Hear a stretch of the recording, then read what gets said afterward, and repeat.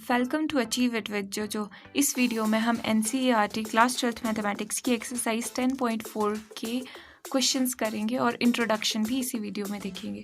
तो ये जो एक्सरसाइज है ये बेस्ड है वेक्टर प्रोडक्ट या फिर क्रॉस प्रोडक्ट पे। अभी तक हमने डॉट प्रोडक्ट देखा था या फिर स्केलर प्रोडक्ट, वो कैसे निकलता था A dot B equal to AB cos theta से, ठीक है, जहाँ पर थीटा क्या होता था, एंगल बिटवीन टू वेक्टर्स, ठीक है। अब क्रॉस प्रोडक्ट देखो, क्रॉस प्रोडक्ट पहली बात क्रॉस से डिनोट होता है, ठीक है। अब इसको वेक्टर प्रोडक्ट क्यों बोलते हैं, क्योंकि ये जो निकलता है ये निकलता है AB साइन थीटा साथ में n कैप, यानी कि मैग्नीट्यूड तो है ही है, साथ में डायरेक्शन भी।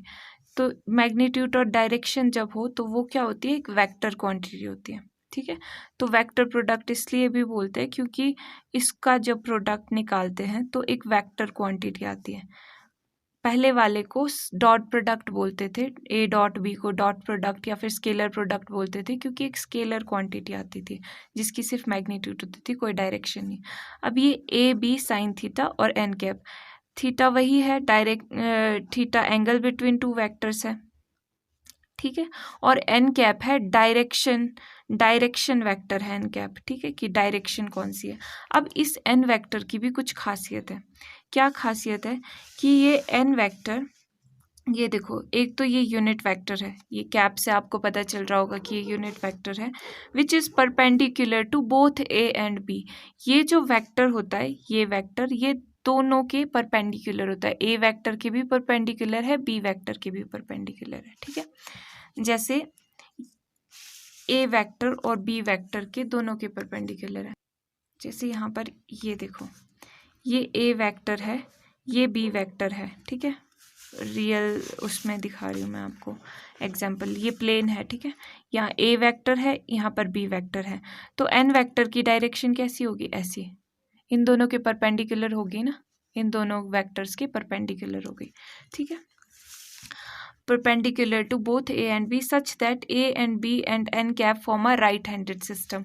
ये right handed system फॉर्म कर रहा है ना, ये देखो राइट हैंडेड सिस्टम। अब राइट हैंडेड सिस्टम का एग्जैक्टली मतलब क्या है कि अगर आप इसको रोटेट करोगे A वेक्टर से B वेक्टर की डायरेक्शन में, ठीक है, A वेक्टर से B वेक्टर की डायरेक्शन में ऐसे रोटेट करोगे, ये A वेक्टर है, ये B वेक्टर है, ठीक है, दिख रहा है आपको, ये यहाँ पर A वेक्टर है, ये यहाँ पर B वेक्टर है। तो अगर आप ये देखो यहाँ पे A वेक्टर से B वेक्टर, यहाँ पे देखो दिख रहा है, A से B वेक्टर की तरफ रोटेट करोगे तो ये किस डायरेक्शन में मूव करेगा, राइट हैंड थंब रूल से पता चल जाएगा, इस डायरेक्शन में मूव करेगा, ऊपर की डायरेक्शन में, ठीक है, ऐसे मूव करेगा, ये ऐसे आपकी तरफ आ रहा होगा, या फिर ऐसे देखो, ऐसे मूव करेगा, ठीक है, राइट हैंड थंब रूल को फॉलो करते हुए। और ये आप और एक्सपेरिमेंट करते रहना इस पे, ऐसे टाइप के पेपर के साथ। ऑब्जर्वेशंस दिखाती हूँ, ये फिजिकल इंटरप्रिटेशन भी हो गया, मतलब इससे आप एक और चीज़ भी नोटिस कर पा रहे हो कि ये A और B एक ही प्लेन में होते हैं, ठीक है, जिसकी परपेंडिकुलर होता है ये n कैप डायरेक्शन वेक्टर जो है। तो अभी के लिए इतना याद रखना कि A क्रॉस B वेक्टर क्या होता है, AB sine theta n cap, ठीक है, वेक्टर प्रोडक्ट है, क्रॉस प्रोडक्ट है, यानी कि ये जो क्वांटिटी आ रही है ये भी वेक्टर है। तो ऑब्जर्वेशंस देखते हैं कि इससे क्या क्या चीज़ें हम ऑब्जर्व कर सकते हैं। A cross B vector is a vector, ठीक है, ये हमने ऑब्जर्व कर लिया कि हाँ एक वेक्टर है। अब A cross vector is equal to 0। अब अगर ये चीज़ 0 आ गई तो इसका मतलब क्या है, A vector cross B vector 0 आ गया, इसका मतलब है कि A और वेक्टर दोनों पैरेलल है, A वेक्टर और B वेक्टर ऐसे पैरेलल है, ठीक है, ये अब ऐसे नहीं है, ठीक है।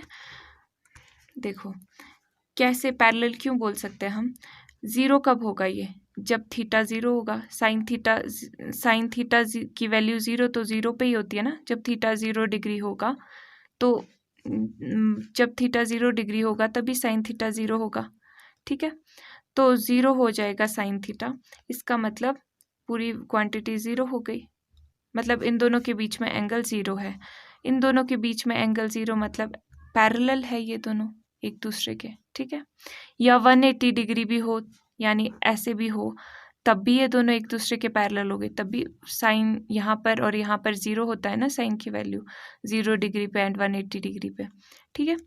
तो अब ये क्या बात हुई कि अगर क्रॉस प्रोडक्ट 0 है, इसका मतलब क्या है कि ये दोनों वेक्टर्स पैरेलल है, ठीक है। लेकिन अगर आपको पहले से ही पता हो कि ये दोनों पैरेलल है तो आप बता सकते हो कि हाँ इसका क्रॉस प्रोडक्ट इसका मतलब 0 है। अब अगर थीटा की वैल्यू π/2 हो, मतलब 90 डिग्री हो, इन दोनों के बीच में 90 डिग्री का एंगल बन रहा हो, ठीक है, 90 डिग्री का एंगल। अब साइन थीटा की जगह 90 डिग्री पुट कर दो तो आपको पता चल जाएगा ए बी साइन 90 डिग्री यानी π/2 एन कैप। तो ए बी साइन 90 डिग्री पे 1 होती है वैल्यू एन कैप। तो ये देखो ए बी आ जाएगा, डायरेक्शन आपको पता ही है, ओके।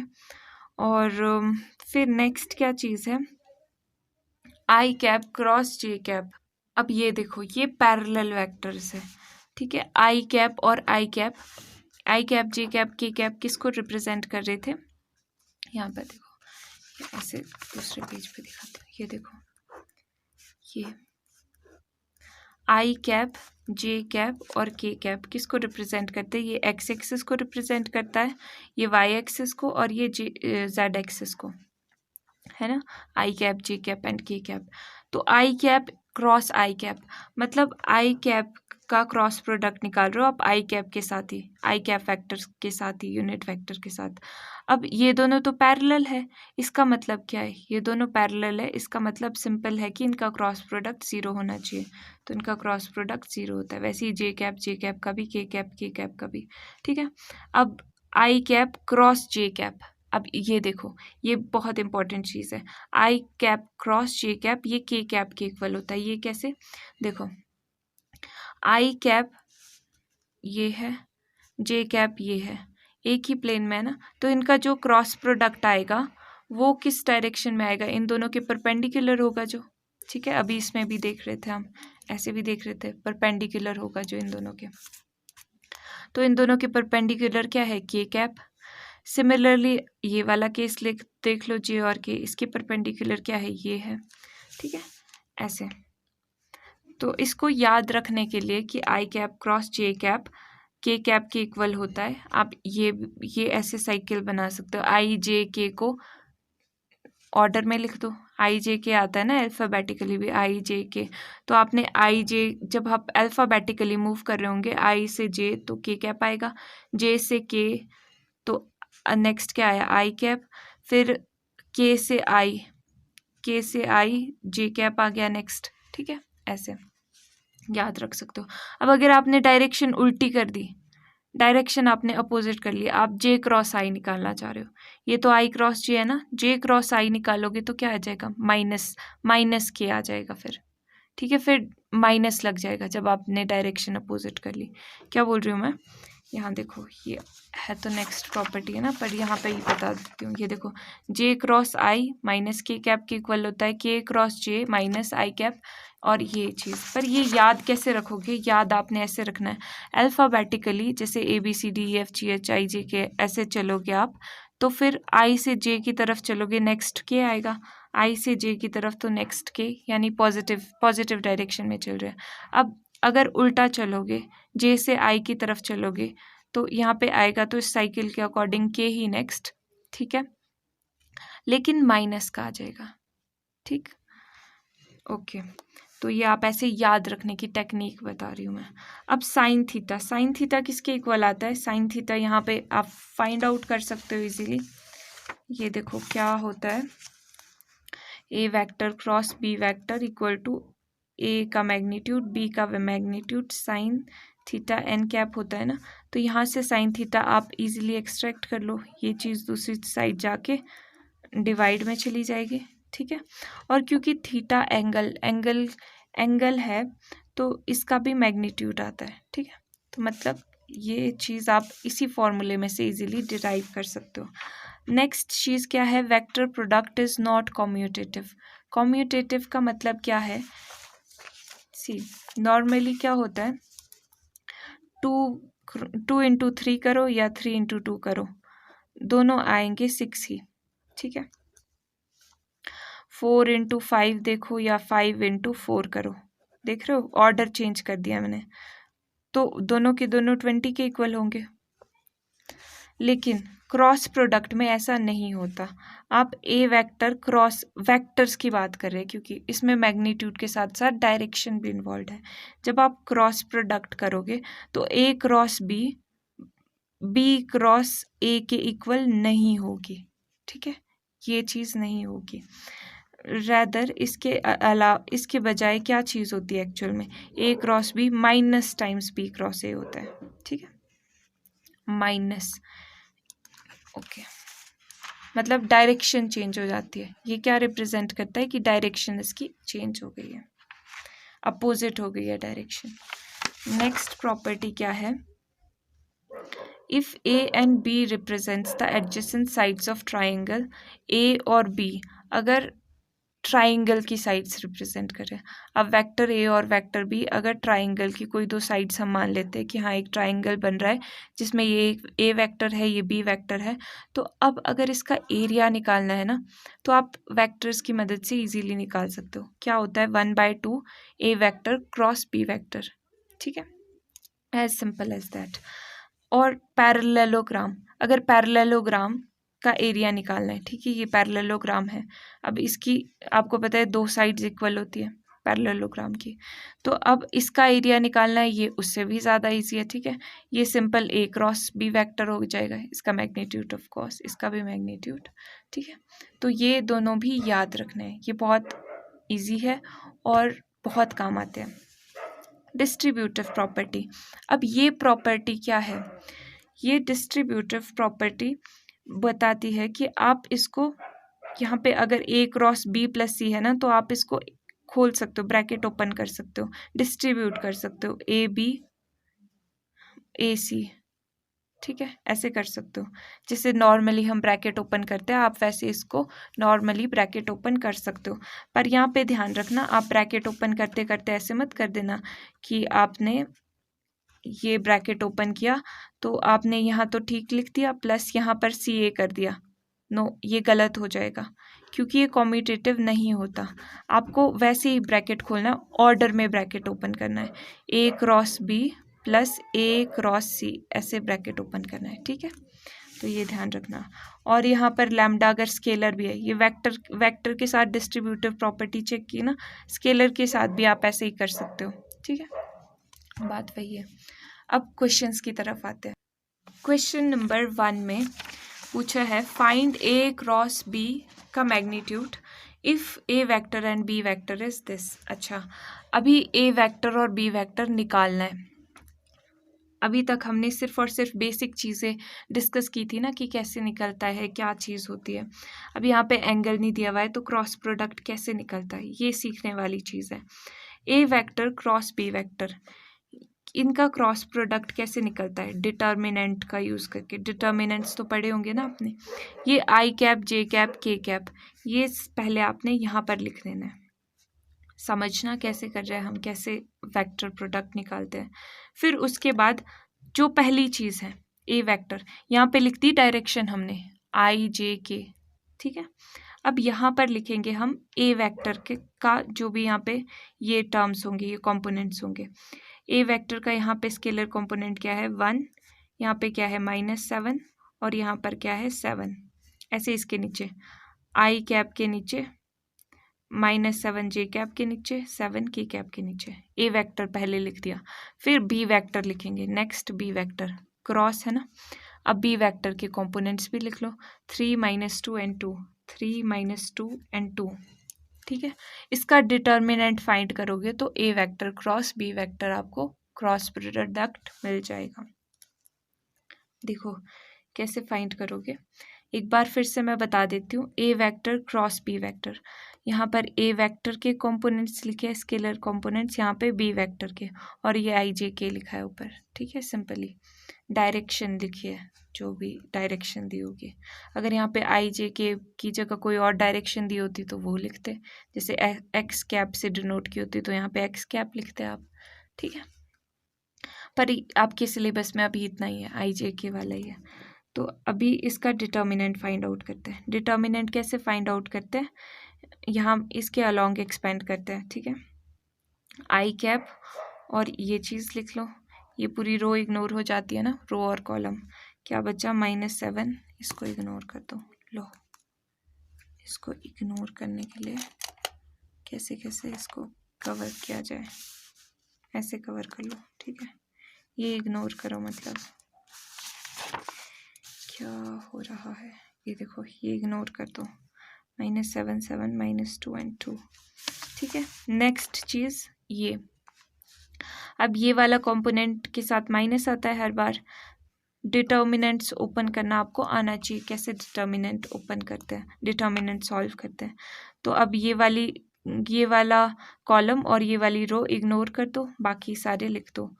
ये इग्नोर कर दिया, ये इग्नोर कर दिया, क्या बचा? 1732 1732 प्लस के कैप। अब के कैप, बाकी के कैप वाली रो और कॉलम इग्नोर कर दो, बाकी सारे लिख दो। 1 -7 3 and -2, 1 -7 3 and -2, माइनस है ये यहाँ पे।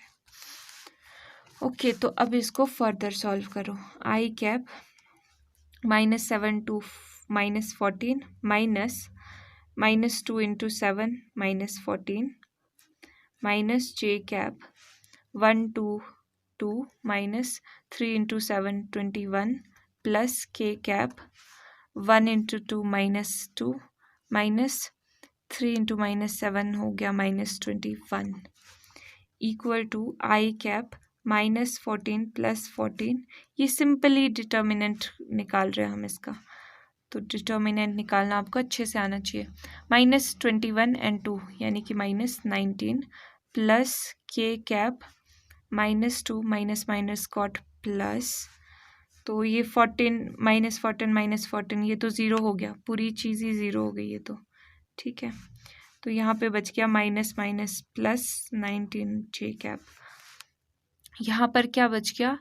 21 - 2 यानी कि 19 प्लस 19 के कैप। अच्छा, ये 19 आया, ये आ गया। क्या आया भी अब हमारे पास? A vector cross B vector, cross product आ गया, ठीक है। ए बी वेक्टर का क्रॉस प्रोडक्ट निकाल दिया है, पर यहाँ पर पूछा है कि मैग्नीट्यूड फाइंड करो। तो अब मैग्नीट्यूड कैसे फाइंड करोगे? वेक्टर, ये एक वेक्टर क्वांटिटी आई है, ये देख रहे हो आप, इसका जो क्रॉस प्रोडक्ट आया है वो एक वेक्टर क्वांटिटी आई है, और वेक्टर का मैग्नीट्यूड निकालना आपको आता है। सबसे पहले अंडर रूट ले लो और सारे कंपोनेंट्स का स्क्वायर लेके ऐड कर लो। 19 का स्क्वायर प्लस यहाँ पे भी 19 है, इसका square equal to under root. अब ये 19 दो बार है ना 19 का स्क्वायर, तो 2 टाइम्स 19 का स्क्वायर ऐसे लिख सकते हैं। आपको ऐसे नहीं समझ आ रहा कि ये दो बार है 19 का स्क्वायर, तो आप ऐसे भी सोच सकते हो कि आपने 19 का स्क्वायर कॉमन ले लिया, बच क्या गया? 1 + 1 2 हो गया ना। ओके, तो इसको आप फर्दर ऐसे लिख सकते हो, स्क्वायर से अंडर रूट कैंसिल हो जाता है, बच गया 19 अंडर रूट 2, ये आ गया आंसर, ठीक है। तो एक बार फिर से देख लो क्या किया है इसका क्रॉस प्रोडक्ट निकालने के लिए। क्रॉस प्रोडक्ट मतलब डिटर्मिनेंट फाइंड आउट करना है। तो डिटर्मिनेंट में आपने एलिमेंट्स कैसे पुट करने हैं? सबसे पहले डायरेक्शन लिख देनी है आई जे के, ठीक है। फिर उसके बाद जो पहला वेक्टर यहाँ पे दिया है वो लिखना है। ए वेक्टर के सारे स्केलर कंपोनेंट लिख दो, 1 - 7 and 7, 1 - 7 and 7। फिर बी वेक्टर के कंपोनेंट स्केलर कंपोनेंट्स लिख लो, 3 - 2 and 2, 3 - 2 and 2, ठीक है। अब डिटर्मिनेंट निकाल लो, जैसे डिटर्मिनेंट फाइंड आउट करते हैं। आई कैप, ठीक है, एक्सपेंशन आपने इसके अलॉन्ग करनी है, आई कैप और ये डिटर्मिनेंट निकाल लो, माइनस जे कैप। जैसे डिटर्मिनेंट निकालते हैं, फिर हमने डिटर्मिनेंट निकाला, सॉल्व हो गया, डिटर्मिनेंट निकल गया। उसके बाद पूछा था हमसे modulus, mod of A cross B vector, तो मॉड्यूलस निकाल दिया इस वेक्टर का फिर, और आ गया आंसर। क्वेश्चन नंबर 2 में पूछा है find a unit vector perpendicular to each of the vector A plus B vector and A minus B vector. मतलब कि एक ऐसा यूनिट वेक्टर निकालना है जो कि इन दोनों वेक्टर्स के परपेंडिकुलर हो। Where A vector and B vector बताया हुआ है कि ए वेक्टर और बी वेक्टर क्या है। अब कॉन्सेप्ट याद करो, क्या कॉन्सेप्ट पढ़ा था हमने कि A vector cross B vector A B sine theta N cap के इक्वल होता है। मतलब ये एक वेक्टर क्वांटिटी होती है जिसकी डायरेक्शन इन दोनों वेक्टर्स के परपेंडिकुलर होती है। ये जो वेक्टर आता है हमारे पास, इसको सॉल्व करके इसका क्रॉस प्रोडक्ट निकाल के एक वेक्टर आ रहा है, ठीक है। मान लो इसको सी वेक्टर नाम दे दिया। ये वेक्टर इन दोनों वेक्टर के परपेंडिकुलर होता है, ठीक है। तो यहाँ पर क्वेश्चन में क्या पूछ रहा है, find a unit vector perpendicular to each of the vector, इन दोनों वेक्टर के परपेंडिकुलर। मतलब आपको सॉल्यूशन अब पता चल रहा होगा कि अच्छा ठीक है, परपेंडिकुलर निकालना है ना, जो इन दोनों के वेक्टर के परपेंडिकुलर हो।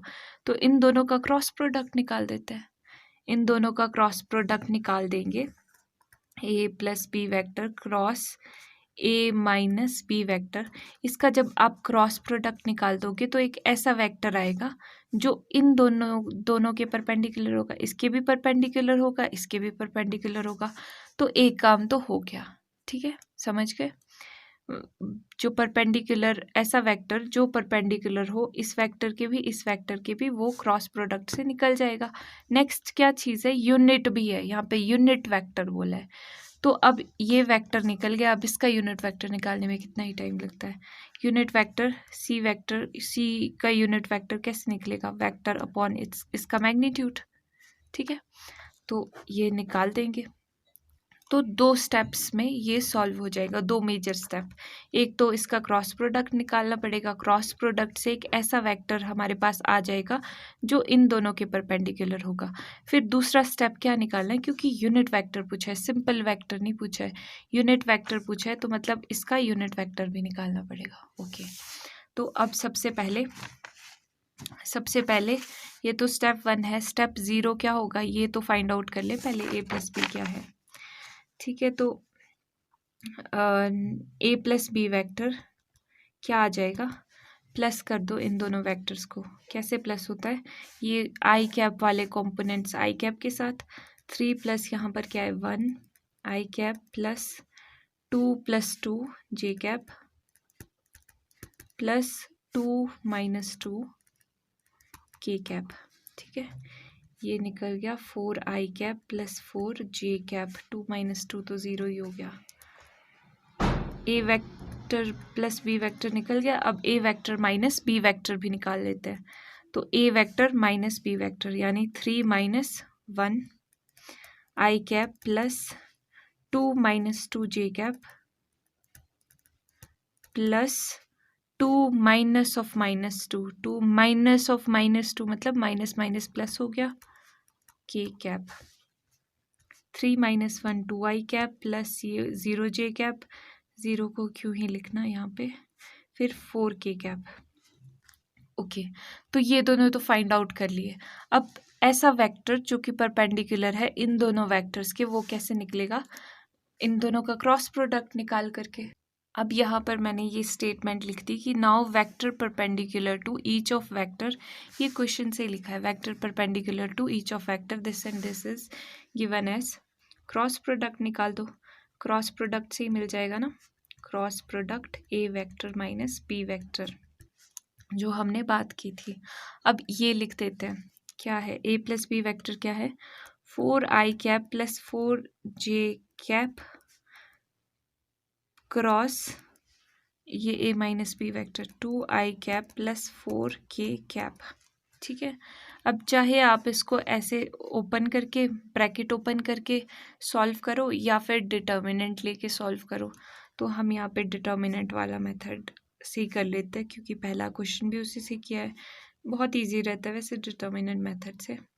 आई कैप जे कैप के कैप, पहले सारी डायरेक्शंस लिख ली, फिर पहले जो वेक्टर दिया है उसके कंपोनेंट्स 4 और जे के नीचे 4, के वाला है नहीं तो के नीचे 0।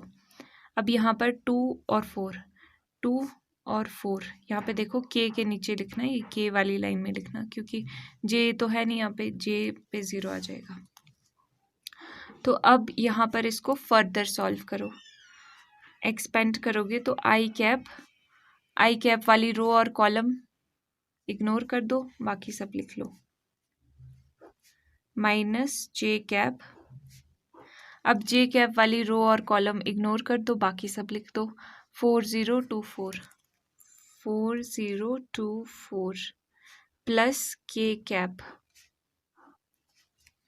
अब के कैप वाली रो और कॉलम इग्नोर कर दो, 4420 फर्दर आगे सॉल्व करोगे तो क्या आ जाएगा, 4 into 4 16 minus 0 into 0 0 minus j cap 4 4 16 minus 2 into 0 0 plus k cap 4 into 0 0 minus 2 4 8 16 आई कैप, ये आ जाएगा माइनस 16 जे कैप माइनस 8 के कैप। ठीक है, ये वेक्टर आ गया है। ये जो वेक्टर आया है, ठीक है, इस वेक्टर को कुछ नाम दे देते हैं, इसी को नाम दे देते हैं, सी वेक्टर नाम दे देते हैं, ताकि इजीली रेफर कर सकूँ, बार बार ये इतना लंबा ना बोलना पड़े मुझे। तो ये जो सी वेक्टर आया है, ये इन दोनों वेक्टर के परपेंडिकुलर है। ठीक है, हमारा आधा काम हो चुका है। अब यूनिट वेक्टर निकालना है। यूनिट वेक्टर पूछा है ना, क्योंकि यूनिट वेक्टर पूछा है क्वेश्चन में, ये देखो। तो इस यूनिट वेक्टर को निकालने के लिए क्या ज़रूरी है, देखो रफ पे हमने देखा था कि सी का यूनिट वेक्टर कैसे निकलेगा। एक तो वेक्टर की ज़रूरत है, वो है हमारे पास, एक इसके मैग्नीट्यूड की भी तो ज़रूरत है, तो मैग्नीट्यूड निकाल लेते हैं। सी वेक्टर का जो मैग्नीट्यूड आएगा वो कैसे निकलता है, ये चीज़ 16 का स्क्वायर प्लस इन सब के स्केलर कंपोनेंट्स को ऐड कर देते हैं ना स्क्वायर करके, तो मैग्नीट्यूड निकालना आपको आता है। 16 इंटू 16 का स्क्वायर कितना होता है, 256 प्लस 8 का स्क्वायर 64।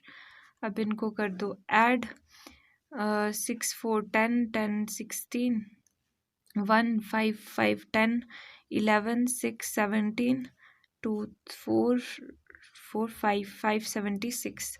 ठीक है, अब 576 का किसका अंडर रूट क्या होता है, 24। अगर आपको ऐसे अंडर रूट नहीं याद है कि कितना होता है तो आप निकाल भी सकते हो।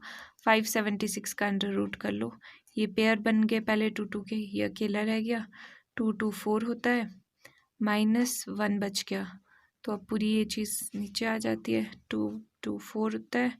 एंड देन अब इस 6 को नोटिस करो, यहाँ पर 2 इंटू 2 4 होता है, 3 इंटू 3 9 होता है, 4 इंटू 4 होता है 16, मतलब 4 इंटू 4 में 6 आ जाता है लास्ट में, तो 4 से मल्टीप्लाई करेंगे तो हो सकता है आ जाए 4 4 16, 1 कैरी आ गया, 4 4 16 अगेन, 1 कैरी से 17 हो गया, तो ये चीज़ आ गई 24। ठीक है, तो ऐसे भी आप निकाल सकते हो, प्लस माइनस 24, अंडर रूट हट गया ना, तो प्लस माइनस 24।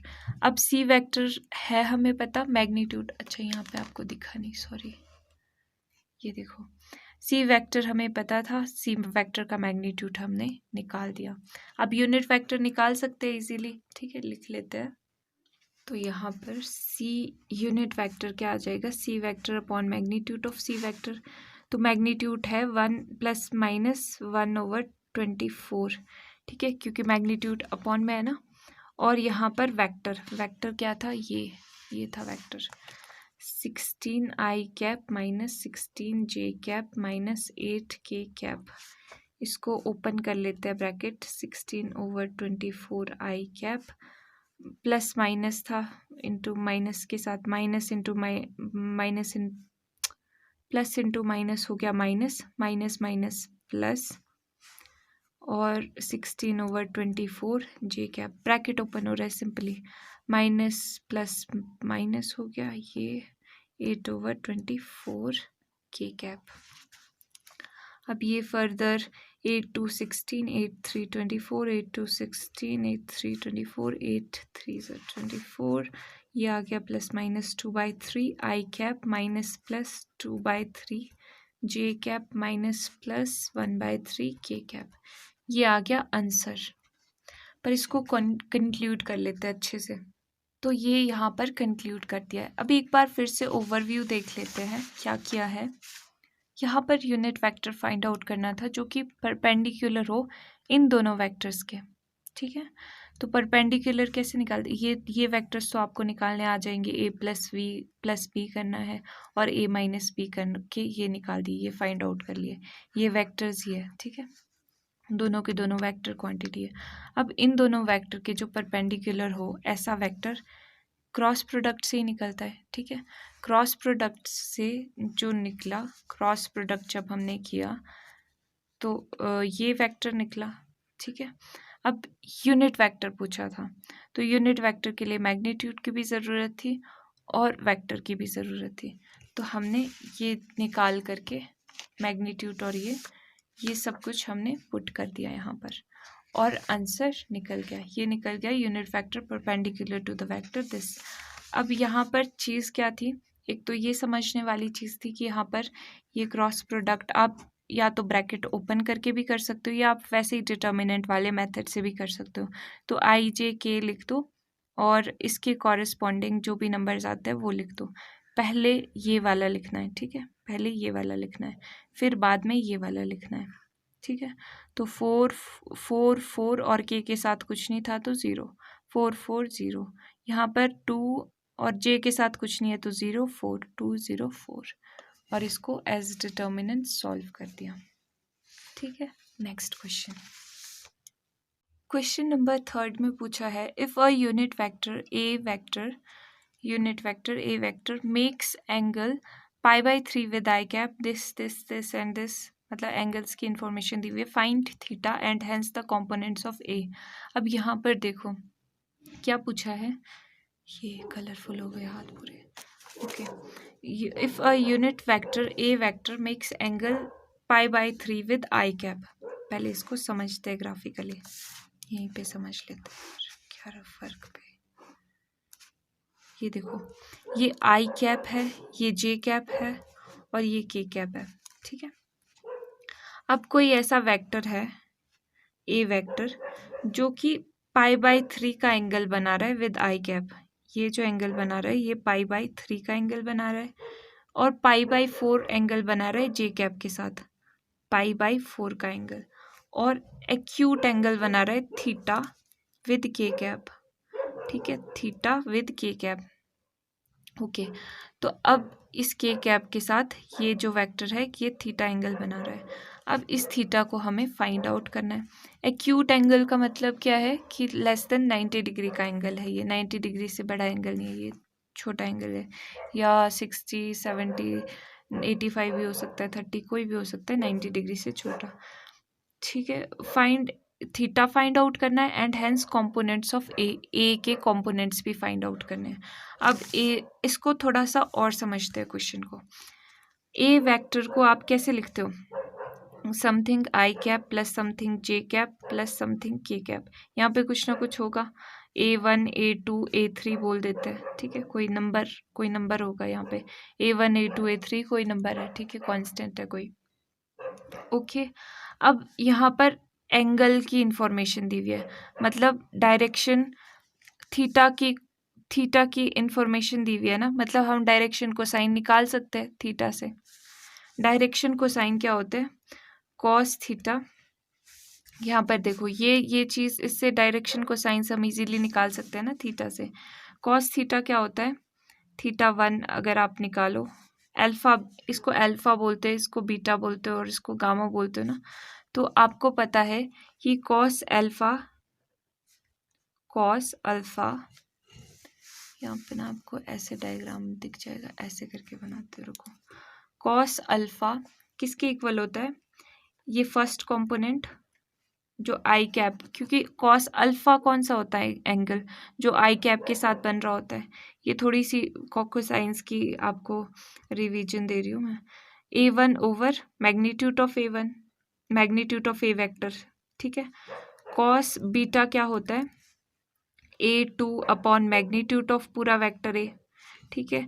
कॉस गामा क्या होता है, A3 अपॉन ये चीज़, ठीक है। मतलब हम इस इंफॉर्मेशन का यूज़ कर सकते हैं क्योंकि एंगल हमारे पास पता है कि एंगल क्या क्या है, तो इससे इस इंफॉर्मेशन का यूज़ कर लेते हैं। फिर नेक्स्ट स्टेप क्या करेंगे, इस इंफॉर्मेशन का यूज़ करके हमें कुछ इंफॉर्मेशन मिल जाएगी, देखते हैं क्या करते हैं।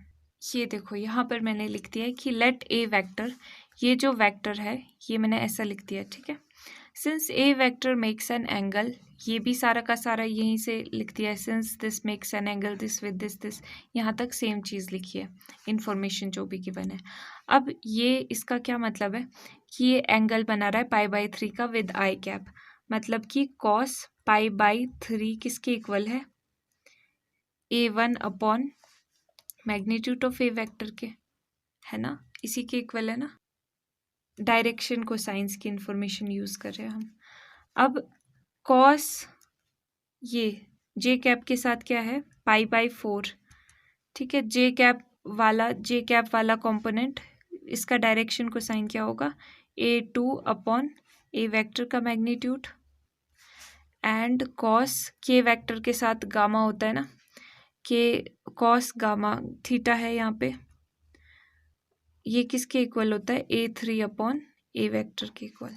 सिंपल डायरेक्शन को साइंस लिखे है, ठीक है, जिसमें से थीटा की वैल्यू गिवन है।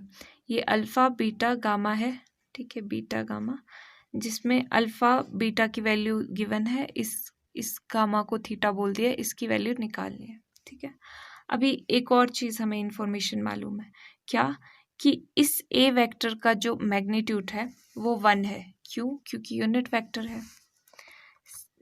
ऑल्सो ऐसे लिख लो, magnitude of A vector is equals to 1, क्योंकि यूनिट वेक्टर है। यूनिट वेक्टर मतलब ऐसा वेक्टर जिसका मैग्नीट्यूड 1 है। तो अब यहाँ से इसको cos π/3 की वैल्यू क्या होती है 1/2 A1 अपॉन 1, ठीक है, अपॉन में 1 लिखने का कोई मतलब नहीं है। 1/√2 है इसकी वैल्यू, A2 ओवर 1, फिर cos theta equal to A3 आ गया। अब आप यहाँ से कुछ देख पा रहे हो, कंपोनेंट्स भी फाइंड करने को बोला था ना, कंपोनेंट्स ऑफ ए वेक्टर। तो कंपोनेंट A1 कंपोनेंट आ गया, A2 कंपोनेंट आ गया, बस A3 कंपोनेंट रहा है और थीटा फाइंड आउट करने के लिए रहा है। अब देखो एक और चीज़, यूनिट वेक्टर बोला है, ये वेक्टर यूनिट वेक्टर है, इसका मतलब इसका जो मैग्नीट्यूड है, इसका मैग्नीट्यूड 1 है, ठीक है। तो इसको और कैसे भी लिख सकती हूँ मैं इसका यूज़ करके। मैग्नीट्यूड का मतलब कि मैग्नीट्यूड, इसका मैग्नीट्यूड जब आप निकालोगे तो क्या आएगा A1 का स्क्वायर प्लस A2 का स्क्वायर प्लस A3 का स्क्वायर, ठीक है, यही मैग्नीट्यूड है ना। पर ये पता है हमें कि ये यूनिट वेक्टर है, मतलब इसका मैग्नीट्यूड 1 के इक्वल है।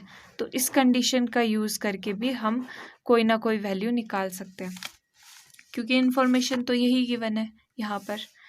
तो ये लिख देते हैं। तो यही चीज़ मैंने लिख दी है जो भी अभी बताई। अब स्क्वायर, ये अंडर रूट हटाना है तो कैसे हटाते हैं, स्क्वायरिंग बोथ साइड्स, ठीक है। स्क्वायर से अंडर रूट कैंसिल हो जाता है, तो यहाँ पर क्या बच गया A1 का स्क्वायर प्लस A2 का स्क्वायर प्लस A3 का स्क्वायर। स्क्वायर से अंडर रूट कैसे कैंसिल होता है, अंडर रूट मतलब 1/2, इसका इसमें स्क्वायर भी मल्टीप्लाई हो रहा है, ठीक है, तो ये ऐसे कैंसिल हो जाता है, ठीक है। ये चीज़ आपको पता होगी, 1 का स्क्वायर इज़ 1। अब यहाँ पर इसमें कुछ वैल्यूज़ हमें पता है, A1 पता है, A2 पता है, A3 भी पता ही है cos थीटा, तो ये पुट कर देते हैं। A1 की वैल्यू 1/2 का स्क्वायर, A2 की वैल्यू 1/√2 का स्क्वायर प्लस A3 की वैल्यू क्या है cos थीटा का स्क्वायर भी है यहाँ पे गिवन। तो देखो अब कंडीशन का यूज़ करके कैसे थीटा की वैल्यू आ जाएगी हमारे पास, तो 1/4 आ गया, क्योंकि 2 का स्क्वायर इज़ 4, 1 ओवर ये रूट से स्क्वायर कैंसिल, तो बच गया 2 cos थीटा का स्क्वायर इक्वल टू 1। अब यहाँ पर एलसीएम आ रहा है, 4 × 1, ये 2 × 2, ये ठीक है, cos थीटा का स्क्वायर, ये सिंपल एलसीएम लिया है, ठीक है। तो 2 + 1 हो गया 3/4 प्लस cos थीटा का स्क्वायर इक्वल टू 1। अब cos थीटा का स्क्वायर किसके इक्वल आ गया, ये दूसरी तरफ चले जाएगा तो माइनस का हो जाएगा, अगेन एलसीएम ले लो, 4 1 4, ये 3 आ गया, यानी 1/4 आ गया। तो cos थीटा का स्क्वायर आ गया 1/4। ओके, तो अब cos थीटा भी निकाल सकते हैं। स्क्वायर दूसरी तरफ जाएगा तो अंडर 1/2 हो जाएगा, ठीक है। दूसरी तरफ जाके ये भी डिवाइड होता है ना, तो मतलब अंडर रूट का हो जाएगा 1/4। या फिर आप ऐसे भी बोल सकते हो कि दोनों साइड अंडर रूट ले लिया तो अंडर रूट ने स्क्वायर को कैंसिल कर दिया, जो भी आप कंफर्टेबल समझो। तो ये आ जाएगा कॉस थीटा की वैल्यू ±1/2, ठीक है। कॉस थीटा की वैल्यू आ गई ±1/2। अब थीटा की वैल्यू क्या आएगी? क्या हमें कॉस थीटा पूछा है? हमें तो सिर्फ थीटा पूछा है ना कि थीटा फाइंड आउट करो। तो थीटा कैसे फाइंड आउट करोगे? कॉस दूसरी तरफ लेंगे तो कॉस इनवर्स हो जाएगा ±1/2, ठीक है। तो अब कॉस की वैल्यू 1/2 कब होती है? ठीक है, कॉस की वैल्यू 1/2 कब होती है? π/3 पे होती है, ठीक है। और भी होती है पर हमने सिर्फ प्लस वाली लेनी है, क्योंकि अगर हम दूसरी देखेंगे तो उसका एंगल 90 डिग्री से ज़्यादा चला जाएगा। बट यहाँ पर कंडीशन गिवन है, क्या कंडीशन गिवन है कि थीटा जो है वो एक्यूट एंगल है। एक्यूट एंगल का मतलब है 0 से π/2 के बीच में है थीटा, ठीक है। या वैसे ही देखो तो 0 to π के बीच में भी आप इसको बोल सकते हो, ठीक है। तो ये चीज़ है। अब ये थीटा की वैल्यू आ गई, ये आपने निकाल दिया। नेक्स्ट चीज़ क्या है? नेक्स्ट चीज़ थीटा की वैल्यू निकाल दी। अब कंपोनेंट्स ऑफ ए निकाल लें। कंपोनेंट्स ऑफ ए यही है A1, A2 and A3। A1 की वैल्यू आ गई, A2 की वैल्यू आ गई, A3 की वैल्यू अब निकाल सकते हैं ना। थीटा तो पता चल गया, इसको इक्वेशन 1 नाम दे देते हैं। तो देयरफॉर फ्रॉम इक्वेशन 1 एंड इसको 2 नाम दे देते हैं, and 2 cos theta is equals to A3, ठीक है। cos theta equal to A3 है ना, cos theta equal to A3, यानी कि cos थीटा की जगह पे कितना आ गया? π/3 आ गया ना, equal to A3। This implies A3 किसके इक्वल आ गया? cos π/3 है 1/2। तो ये आ गया A3 की वैल्यू। A1 की वैल्यू आ गई, A2 की वैल्यू आ गई और A3 की वैल्यू आ गई। ये कंपोनेंट्स भी आ गए। तो अब हम कंक्लूड कर सकते हैं आंसर कि ये चीज़ें आई। तो ये यहाँ पर हमने कंक्लूड कर दिया कि therefore value of theta is equal to π/3 and component of A are ये कंपोनेंट्स 1/2 एक तो अभी फाइंड आउट किया था और बाकी पहले फाइंड आउट कर लिए थे। तो एक बार फिर से इसका ओवरव्यू देख लेते हैं कि क्या क्या इसमें क्वेश्चन में पूछा था। कि एंगल्स आपको बताए हुए थे कि ये ऐसे ऐसे एंगल्स बना रहे। तो एंगल्स का मतलब हम कॉस थीटा लिख सकते हैं इजीली, कोसाइंस निकाल सकते हैं, डायरेक्शन कोसाइंस। और डायरेक्शन कोसाइन हमारे को दूसरी तरीके से निकालना भी आता था कि हाँ A1 upon magnitude of A होता है, ठीक है। ऐसे भी हमें डायरेक्शन कोसाइन निकालना आता था। और एक और इन्फॉर्मेशन दी हुई थी कि ये यूनिट वेक्टर है। तो अब इन सब इन्फॉर्मेशन का हमें कलेक्टिवली यूज़ करना था किस चीज़ को फाइंड आउट करने के लिए? थीटा की वैल्यू फाइंड आउट करने के लिए और कंपोनेंट्स ए के कंपोनेंट्स फाइंड आउट करने के लिए। तो हमने सबसे पहले डायरेक्शन कोसाइंस का यूज़ किया कि डायरेक्शन कोसाइन क्या होता है। बाय डेफिनेशन हमने ये सब चीज़ें लिख दी। और यहाँ पर कॉस थीटा इन दोनों की वैल्यू भी दी हुई थी, अल्फ़ा और बीटा की। तो ये हमने यहाँ पे वैल्यूज़ भी पुट करी हुई है। और गामा थीटा था दिया हुआ, वो सब हमने पुट कर दिया। तो यहाँ से A1 निकल के आ गई, A2 निकल के आ गई, A3 कॉस थीटा अननोन रही, ठीक है। फिर हमने एक और चीज़ का यूज़ किया। अब देखा हमने कि अभी तक हमारा आंसर तो नहीं आ रहा है डेफिनेशन का यूज़ करने से। तो हमें एक और इन्फॉर्मेशन गिवन थी कि ये एक यूनिट वेक्टर है। इसका मतलब इसका मैग्नीट्यूड 1 है, तो इसका मैग्नीट्यूड निकालना हमें आता है और वो भी पता है कि किसके इक्वल है, 1 के इक्वल। तो इसकी ये इन्फॉर्मेशन, ये कंडीशन यूज़ करके हमने यहाँ पर कॉस थीटा की वैल्यू निकाल ली। कॉस थीटा की वैल्यू निकालने के बाद थीटा की वैल्यू भी निकाल ली इजीली। और फिर थीटा की वैल्यू एक बार आ गई तो उसको यहाँ पर पुट करके A3 की वैल्यू भी निकाल दी। मतलब थर्ड कंपोनेंट भी फाइंड आउट कर लिया और आंसर लिख दिया। क्वेश्चन नंबर 4 में पूछा है show that this cross this is equals to this thing, ठीक है। क्रॉस प्रोडक्ट दिया हुआ है, उसको शो करना है। तो शो कैसे करते हैं? लेफ्ट हैंड साइड को सॉल्व करते हैं तो वो राइट हैंड साइड के इक्वल हो जाएगा, तो शो हो जाएगा। लेफ्ट हैंड साइड किसके इक्वल है, A minus B cross A plus B vector.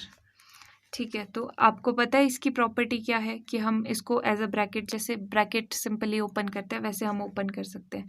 A vector को cross A vector, A vector, A vector B vector, plus आएगा बीच में, A vector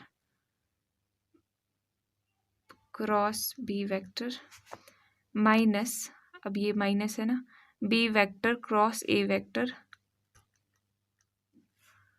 B vector cross B vector, minus B vector cross B vector, minus plus minus. ठीक है, okay.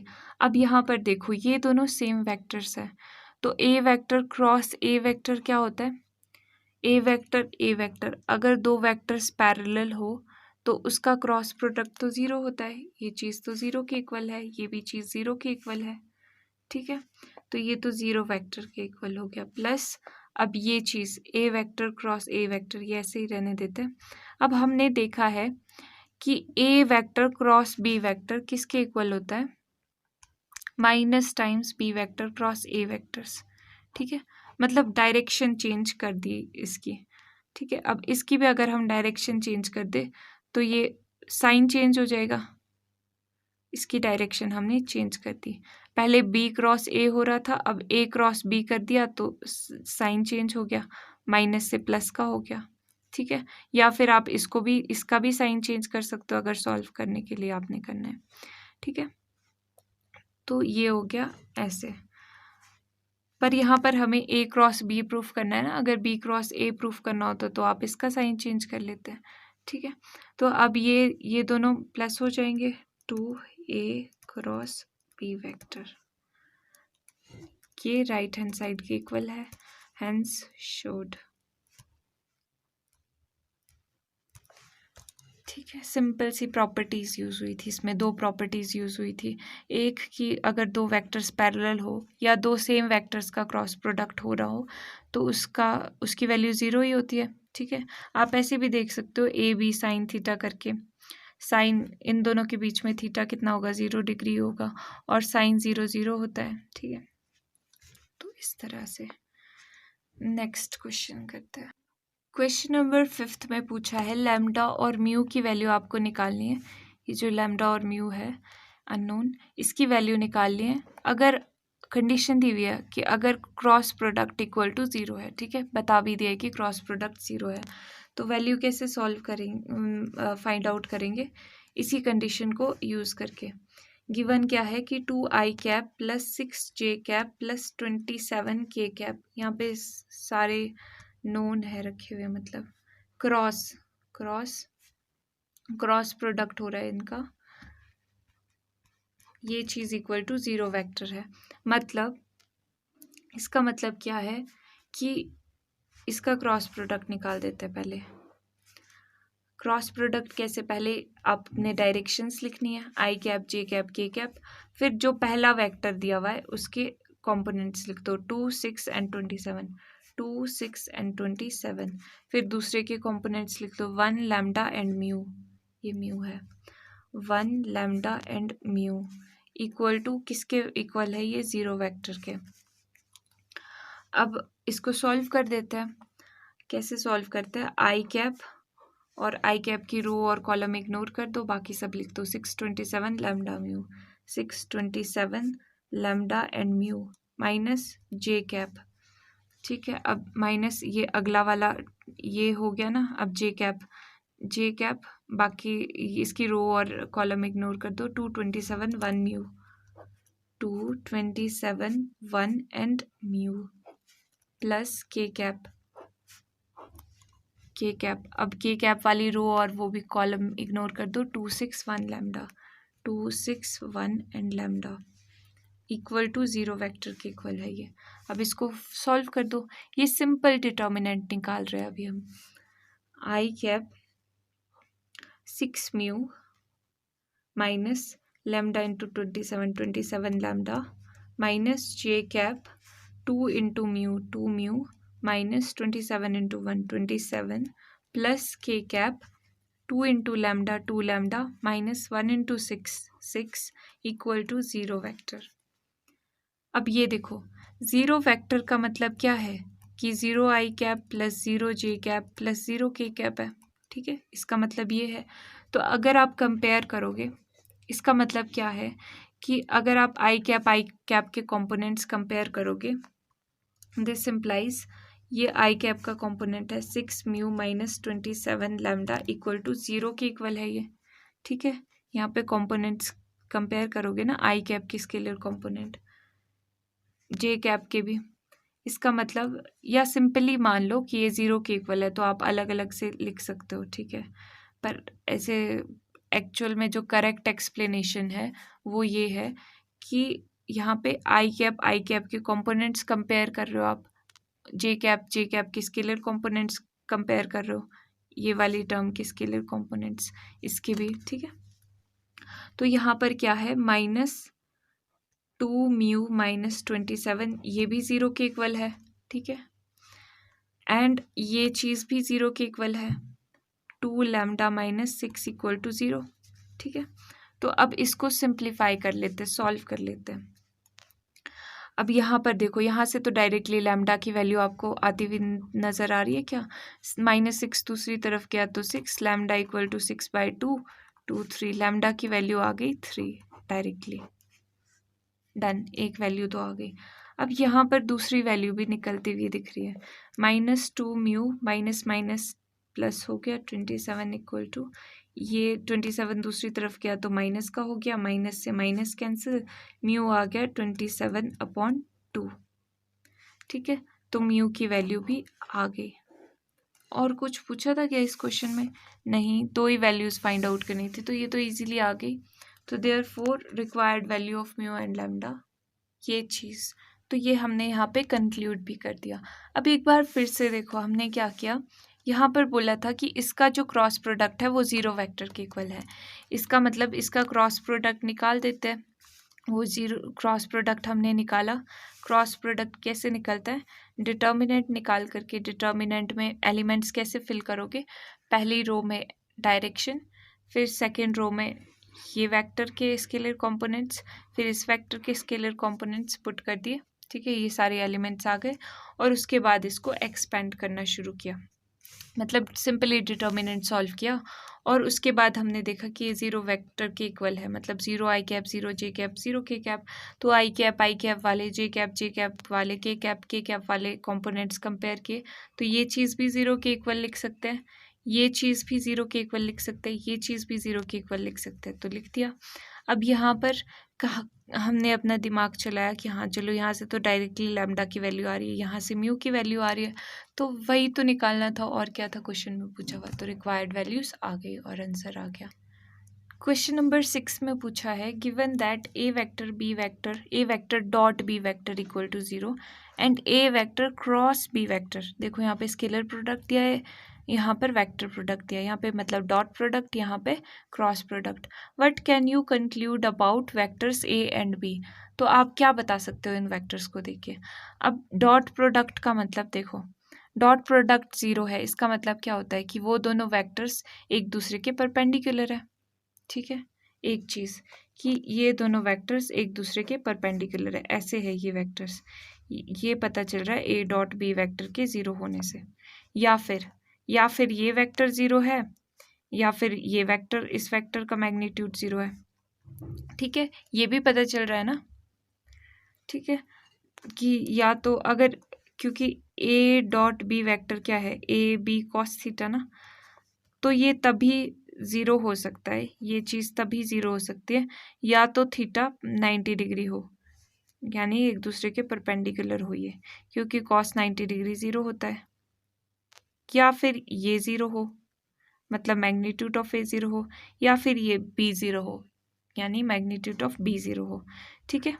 एक चीज़ यहाँ से ये पता चल रहा है फर्स्ट कंडीशन से। अब सेकंड कंडीशन से क्या पता चल रहा है, A vector cross B vector equal to 0, मतलब कि क्रॉस प्रोडक्ट 0 है, इसका मतलब ये दोनों वेक्टर्स ऐसे है, एक दूसरे के पैरेलल है, ए वेक्टर बी वेक्टर एक दूसरे के पैरेलल है, ठीक है, यानी कि A vector cross B vector equal to A B sine theta होता है ना, एन कैप, यानी कि या तो ये चीज़ थीटा ज़ीरो है, यानी कि इन दोनों के बीच का जो एंगल है ज़ीरो है या 180 डिग्री है, या फिर ये मैग्नीट्यूड ज़ीरो है, तभी हो सकता है।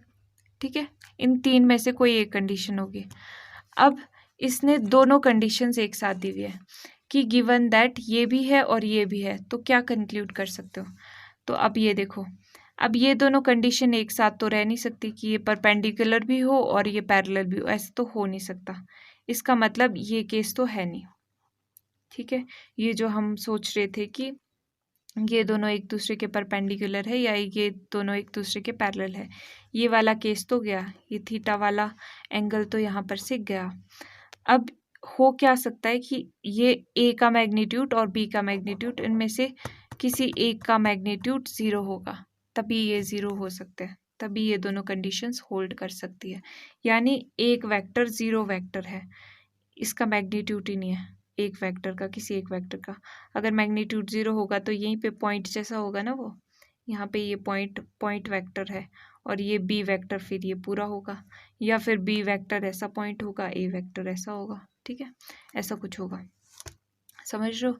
तो यहाँ पर ये लिख दिया कि from equation 1 it is clear that either magnitude of A vector is equals to 0 और magnitude of B vector is equal to 0, या फिर ए और बी वेक्टर परपेंडिकुलर है। ठीक है, ये इससे पता चल रहा है ए डॉट बी से।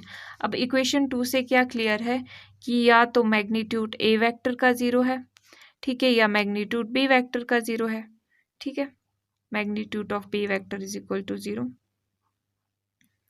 तो या फिर ए और बी दोनों पैरेलल है। तो अब ये दोनों कंडीशन साथ में होल्ड नहीं कर सकती, ऐसा साथ साथ में नहीं हो सकता कि ये परपेंडिकुलर भी हो पैरेलल भी हो। तो इसका मतलब क्या है कि आइदर ये चीज़ ज़ीरो है या ये चीज़ ज़ीरो है। ठीक है, ये हमने कंक्लूड कर दिया। ये तो पूछा था कि कंक्लूड करो, क्या बता सकते हो आप इस सिचुएशन को एनालाइज करके। क्वेश्चन नंबर 7 में पूछा है let the vectors A B and C vector B given as, जो ए बी सी वेक्टर है वो ऐसे, ए वेक्टर इसके इक्वल है, बी वेक्टर ये है और सी वेक्टर ये है, जनरलाइज्ड नोटेशन में लिखा हुआ ये। ठीक है, देन शो दैट, ये चीज़ शो करनी है। तो शो करने के लिए लेफ्ट हैंड साइड पहले लेते हैं, क्रॉस प्रोडक्ट ही यूज़ हो रहा है इसमें, क्रॉस प्रोडक्ट का कॉन्सेप्ट। तो ए वेक्टर हमें पता है क्या है, ये है ए वेक्टर, ये लिख लेते हैं A1 आई कैप प्लस A2 जे कैप प्लस A3 के कैप क्रॉस ये B प्लस सी vector, B vector plus C vector, यानी ये वेक्टर प्लस ये वेक्टर। ये कैसे होगा, कंपोनेंट कंपोनेंट प्लस होंगे ना, B1 plus C1 i cap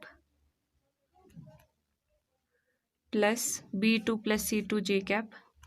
देखो कंपोनेंट से कंपोनेंट प्लस हो रहे हैं बी और सी वेक्टर के, बी और सी वेक्टर के, जे cap plus B3 plus C3 के कैप। ये आपको ऐड करना आता है, ठीक है, घबराने की ज़रूरत नहीं है। तो अब यहाँ पर देखो, अब इसका क्रॉस प्रोडक्ट कैसे निकलता है, डिटर्मिनेंट निकाल करके इजीली। डिटर्मिनेंट क्या आ जाएगा, डिटर्मिनेंट पहले डायरेक्शन लिख दो, आई कैप जे कैप के कैप, फिर पहले वेक्टर के सारे components A1 A2 A3, A1 A2 A3, फिर नेक्स्ट वाले वेक्टर के products components B1 plus C1 B2 plus C2, j cap के नीचे लिख रहे हैं ना, जे कैप के नीचे, के कैप के नीचे क्या लिखना है, B3 प्लस C3। ठीक है, अब by the property of determinants, determinants की आपको एक प्रॉपर्टी पता होगी कि हम इसको अलग अलग लिख सकते हैं। ये जो प्लस का साइन है यहाँ पे, ये प्लस हर जगह पे प्लस हो रहा है ना यहाँ पे थर्ड रो में, तो हम इसको अलग अलग लिख सकते हैं। कैसे, जे कैप के कैप प्लस यहाँ पर भी यही चीज़ लिख सकते हैं, आई कैप जे कैप के कैप, A1 A2 A3 तो वैसा ही था, A1 A2 A3 तो वैसा ही था। इसको अलग अलग लिख सकते हैं हम, B plus C1, B1 plus C1 को, B1 प्लस C1 को हम ऐसे लिख सकते हैं, B2 B3 एंड यहाँ पे B C2 C3। ये अलग अलग लिख दिया, बस सिंपली अलग अलग लिख दिया, B1 B2 B3 plus C1 C2 C3 अलग अलग लिख दिया। अब इसका मतलब देखो, इसका मतलब क्या आ रहा है, इसका मतलब है कि A1 के कंपोनेंट्स, A के कंपोनेंट्स पहले आ रहे हैं ए वेक्टर के, देन बी वेक्टर के कंपोनेंट्स आ रहे हैं, यानी ए क्रॉस बी लिख सकती हूँ मैं इसको, प्लस अब यहाँ पर प्लस के बाद ये देखो यहाँ पे ए के कंपोनेंट्स पहले आ रहे हैं, देन सी के कंपोनेंट्स आ रहे हैं, तो मैं इसको ऐसे लिख सकती हूँ। अब देखो क्या यही चीज़ राइट हैंड साइड है आपकी, देखो ए क्रॉस बी दिख रहा है, A vector cross B vector plus A vector cross C vector, यही चीज़ तो प्रूफ करनी थी। ठीक है, यहाँ पे आप लिख भी सकते हो because by property of determinant, तो ये हमने शो कर दिया। नेक्स्ट, हैंस शोड भी तो लिखना है यार।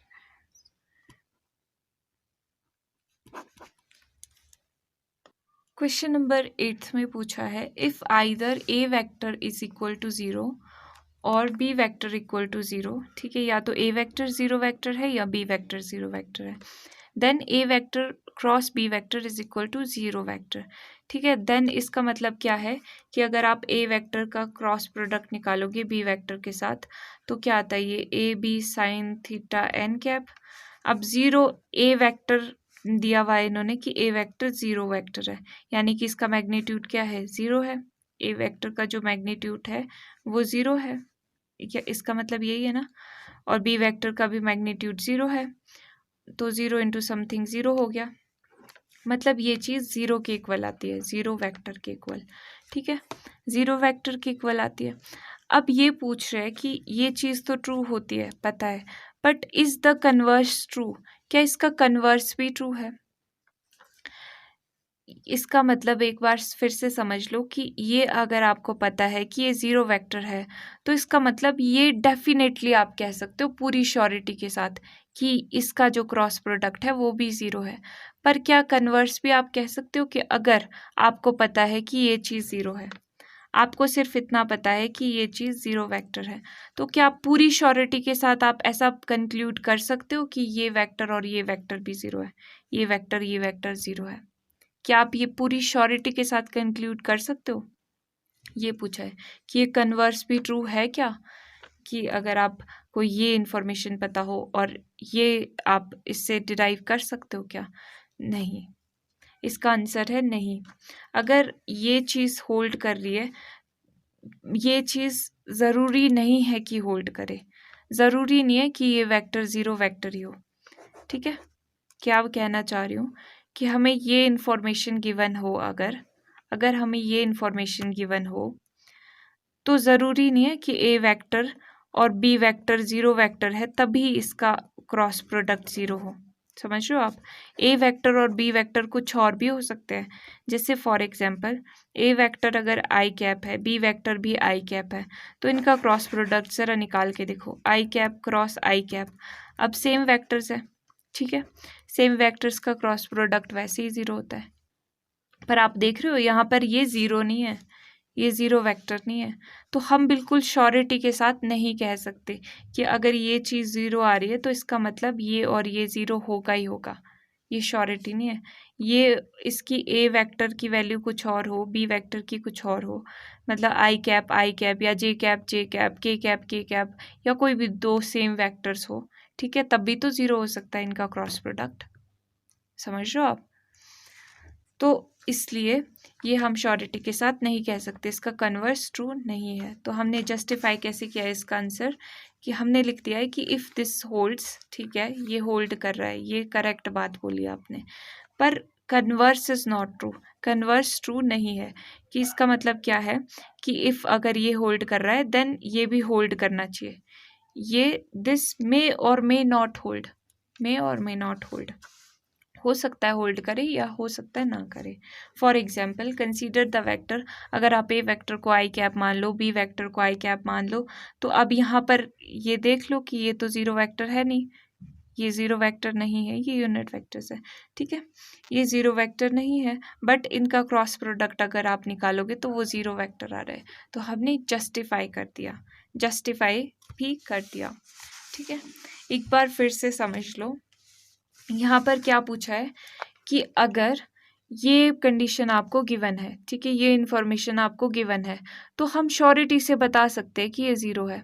पर क्या कन्वर्स भी ट्रू है कि अगर अभी आपको ये इन्फॉर्मेशन गिवन है, अब आपको ये इन्फॉर्मेशन गिवन हो अगर, तो आप क्या श्योरिटी से बता सकते हो कि ये दोनों जो वेक्टर है जिनका क्रॉस प्रोडक्ट लिया जा रहा है वो ज़ीरो वेक्टर है? नहीं, नहीं बता सकते हम श्योरिटी से, ठीक है। तो हमने जस्टिफाई भी किया है, क्यों नहीं बता सकते? क्योंकि अगर आप देखो आई कैप क्रॉस आई कैप करके तो वो भी तो ज़ीरो आता है, पर वो तो ज़ीरो वेक्टर है नहीं, ठीक है। तो ये आंसर आ गया। क्वेश्चन नंबर 9 में पूछा है find the area of triangle with vertices, ठीक है। वर्टिसेस यानी कॉर्नर पॉइंट्स आपके पास दिए हुए, देखो ऐसे करके आपके पास कुछ गिवन है, ए बी एंड सी, ये ट्राइंगल ऐसा कुछ गिवन है, ठीक है।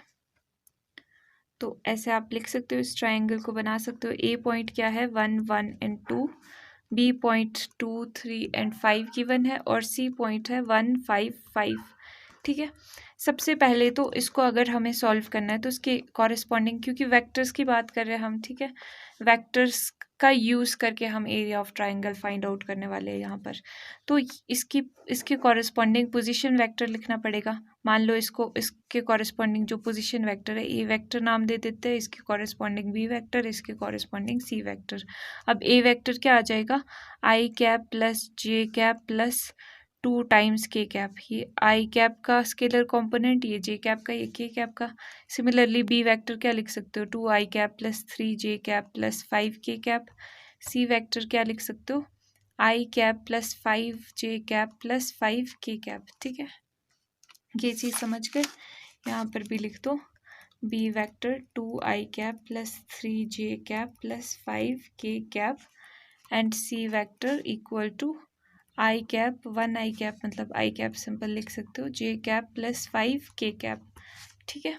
अब एरिया फाइंड आउट करने के लिए क्या हमारे पास फॉर्मूला है, यहाँ पे देखो, see area of triangle A B C, हमने अभी अभी पढ़ा था ये स्टार्टिंग में वीडियो के, कि ये क्या होता है, ए वेक्टर, ये जो वेक्टर है क्रॉस बी वेक्टर, ठीक है, इसका मैग्नीट्यूड टाइम्स 1/2, ठीक है, 1/2 times magnitude of A vector cross B vector. मतलब हमें क्या चीज़ फाइंड आउट करनी है, एक ये वेक्टर एंड ये वेक्टर, क्योंकि यहाँ पे वेक्टर भी नहीं दिया हुआ है, तो ये वेक्टर, तो अभी ए वेक्टर इसको नाम नहीं दे सकते क्योंकि ए वेक्टर ऑलरेडी पोजीशन वेक्टर को नाम दे दिया, तो इसको ए सी वेक्टर नाम दे देते हैं और इसको ए बी वेक्टर नाम दे देते हैं, ठीक है। तो ये चीज़ फाइंड आउट करनी है। और एरिया ऑफ ट्राइंगल क्या आ जाएगा, 1/2, area of triangle A B C आ जाएगा 1/2 टाइम्स दिस क्रॉस दिस, ठीक है, cross product A C cross A B vector का, ठीक है। सिंपल समझ आ गया कि कैसे क्वेश्चन करना है, क्योंकि यहाँ देखो ए क्रॉस बी ना, ये वेक्टर क्रॉस ये वेक्टर, ये वेक्टर क्रॉस ये वेक्टर, ठीक है, समझ आ गया। ये ए सी वेक्टर, तो पहले ये ए सी वेक्टर फाइंड आउट करते हैं। अब ये ए सी वेक्टर कैसे फाइंड आउट करेंगे, नाउ बेशक आप ये रफ में ना ऐसे एक ट्राइंगल बना देना ताकि आपको इजी रहे। नाउ ए सी वेक्टर कैसे फाइंड आउट करते हैं, पोजीशन जो फाइनल होता है, पोजीशन वेक्टर ऑफ ये, ठीक है, सी पॉइंट सी का position vector minus position vector of point A, ठीक है, फाइनल माइनस इनिशियल होता है ना, फाइनल माइनस इनिशियल। तो अब इसका पोजीशन वेक्टर क्या है, इसका पोजीशन वेक्टर सी का पोजीशन वेक्टर सी था, ठीक है, सी वेक्टर माइनस ए वेक्टर, ये फाइंड आउट करना पड़ेगा। मतलब सी माइनस ए कॉरेस्पॉन्डिंग कंपोनेंट्स होते हैं ना, यहाँ पर देखना बिल्कुल कंसंट्रेशन से, 1 minus 1 I cap, 1 minus 1 I cap plus 5 minus 1 J cap, 5 minus 2 के कैप, 5 माइनस 2 के कैप, ठीक है। अगर आप फिगर में भी देख रहे हो तो फिगर में और इजीली आपको दिख जाएगा, सिंपल कर दो, 1 माइनस 1 5 माइनस 1 5 माइनस 2, यही चीज़ तो हुई है। यहाँ देखो 1 माइनस 1 5 माइनस 1 5 माइनस 2, ठीक है। अब इसको कैलकुलेट कर लो, 0 और ये आ गया 5 minus 1 4 J cap plus 5 minus 2 3 K cap. Okay, A C vector find out कर दिया। नेक्स्ट स्टेप क्या है, ए बी वैक्टर भी फाइंड आउट करना पड़ेगा। तो ए बी वैक्टर क्या आएगा, position vector of B, final minus initial होता है ना, पोजीशन वेक्टर ऑफ ए, ठीक है। तो बी का पोजीशन वेक्टर यहाँ पर देखो, यहाँ से साफ साफ दिख जाएगा, बी और ए 2 माइनस 1 3 माइनस 1 5 माइनस 2, ठीक है। फिर भी यहाँ पर देख लो, यहाँ से भी देख लो, हर तरीके से मैं आपको बता रही हूँ। पोजीशन वेक्टर बी का ये है और ए का ये है ना, तो 2 minus 1 2 minus 1 I cap plus 3 minus 1 J cap plus 5 minus 2 के cap, 2 minus 1 is I cap plus 3 minus 1 is 2j cap plus 5 minus 2 is 3k cap, ठीक है। ये चीज़ निकल गई। नाउ, और नाउ तो बार बार क्यों लिखना है, ऐसे लिख लो, नाउ ही लिख लो, क्या कर सकते हैं, नाउ ही लिख लो। A C vector cross A B vector. अब ये चीज़ भी फाइंड आउट करनी पड़ेगी, क्यों, क्योंकि ये यहाँ पर एरिया के लिए रिक्वायर्ड है, इसका क्रॉस प्रोडक्ट, ठीक है। तो इसका क्रॉस प्रोडक्ट पहले फाइंड आउट कर लेते हैं। क्या निकलेगा इसका cross product, A C vector ये है, ए बी वेक्टर ये है। सबसे पहले डायरेक्शंस लिख लेते हैं, देन ए सी वेक्टर पहले है ना, तो ए सी वेक्टर के कंपोनेंट्स लिख लो। आई कैप के कुछ भी नहीं है, 0 है आई कैप, जे कैप के साथ 4 है, के कैप के साथ 3 है। ए बी वेक्टर भी लिख लो अब, 1 2 एंड 3, 1 2 एंड 3। अब इसको सॉल्व कर दो, ठीक है। सॉल्व करते हैं, डिटर्मिनेंट निकालते हैं, तो ये चीज़ आ जाएगी इक्वल टू, ठीक है। आई कैप इस रो के अलॉन्ग एक्सपेंड कर रहे हैं ना, आई कैप ये वाली रो और कॉलम इग्नोर, क्या बचा 4 3 2 3 4 3 2 3 माइनस जे कैप वाली रो और कॉलम इग्नोर, क्या बचा 0 3 1 3 0 3 1 3 प्लस के कैप।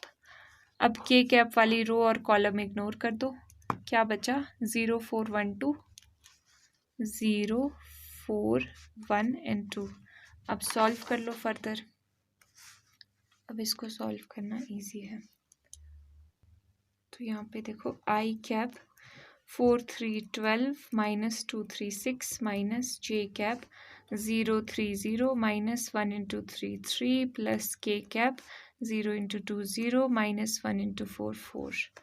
तो ये आ गया 12 माइनस 6 6 आई कैप माइनस 3, यहाँ पे माइनस 3 बचा तो माइनस माइनस प्लस हो गया 3 जे कैप, यहाँ पर माइनस 4 के कैप। ओके, आ गया। ये क्या आया हमारे पास, ये चीज़ A C cross A B, A C cross product आया ये इस चीज़ का, ठीक है। अब नेक्स्ट चीज़ क्या फाइंड आउट करनी है, नेक्स्ट चीज़ देखो, एरिया कैसे मिलता है, मैग्नीट्यूड से मिलता है ना, मैग्नीट्यूड होता है एरिया, तो वेक्टर क्वांटिटी नहीं होती यहाँ पर ट्राइंगल के केस में, ठीक है। तो देयरफॉर